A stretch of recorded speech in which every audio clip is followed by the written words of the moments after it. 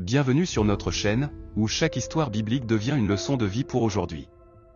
Abonnez-vous maintenant pour ne manquer aucune de nos vidéos inspirantes.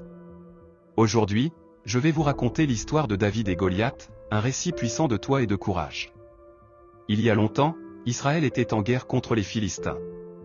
Chaque jour, Goliath, un géant mesurant plus de 3 mètres, défiait les Israélites. Mais aucun soldat n'osait l'affronter.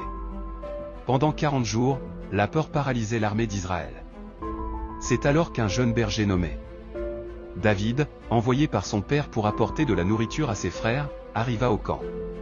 En entendant les menaces de Goliath et voyant la peur des soldats, David, animé d'une foi profonde, se présenta devant le roi Saül et dit « Je vais combattre ce Philistin ». Saül, surpris, répondit « Tu es juste un garçon, et lui, un guerrier depuis sa jeunesse ». Mais David, confiant en Dieu, insista, « Le Seigneur qui m'a délivré du lion et de l'ours me délivrera aussi de ce Philistin ». Saül accepta. David refusa l'armure royale, trop lourde pour lui. Il choisit 5 pierres lisses, prit sa fronde, et s'avança vers Goliath.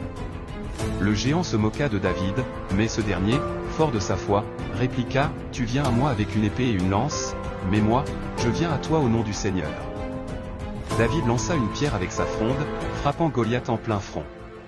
Le géant s'effondra, mort. David courut, prit l'épée de Goliath et lui coupa la tête. Les Philistins, terrifiés, s'enfuirent, et Israël remporta une victoire éclatante. Cette histoire nous enseigne que la foi en Dieu peut nous donner le courage de surmonter les plus grands obstacles.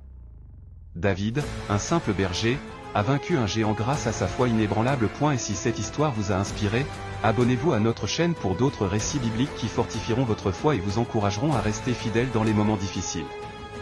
Abonnez-vous dès maintenant et préparez-vous à découvrir des histoires encore plus puissantes.